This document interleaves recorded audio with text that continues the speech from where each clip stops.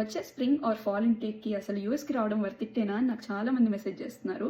వాళ్ళందరికీ నేనేం చెప్దాం అనుకుంటున్నా అంటే యూఎస్ ఒక్కదాన్ని అసలు ఆప్షన్గా పెట్టుకోకండి. ఎందుకంటే you should definitely consider other options like Germany, Australia are Canada. ఎందుకంటే కెనడా అండ్ జర్మనీ వాళ్ళైతే పిలిచి మరీ పీఆర్ ఇస్తాం అన్నట్టు ఉన్నారు స్కిల్స్ ఉంటే. అండ్ ఇంకా యూఎస్ఏ విషయానికి వస్తే ఆల్రెడీ మనకు తెలిసినట్టు జాబ్ సిచ్యువేషన్ బాగాలేదు. ఇంకా వీసా సిచ్యువేషన్ అయితే ఎప్పుడేమవుతుందో తెలియదు అన్నట్టుంది. మీరు అది కూడా కాకుండా మీరు ఏదో ఒకలా కష్టపడి F1 వీసా తెచ్చుకొని యూఎస్కి వచ్చినా కానీ H1B వీసా వస్తుందో లేదో అయితే ఆ దేవుడికి తెలియాలి. అందుకే డెఫినెట్లీ వేరే ఆప్షన్స్ కూడా కన్సిడర్ చేయండి.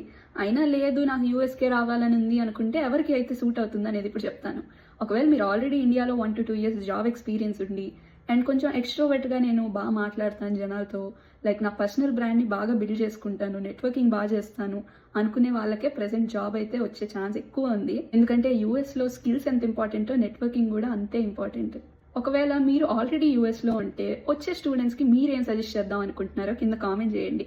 అసలు వాళ్ళు వస్తే బెటర్ అంటారా, కొన్ని రోజులు ఆగితే బెటర్ అంటారా?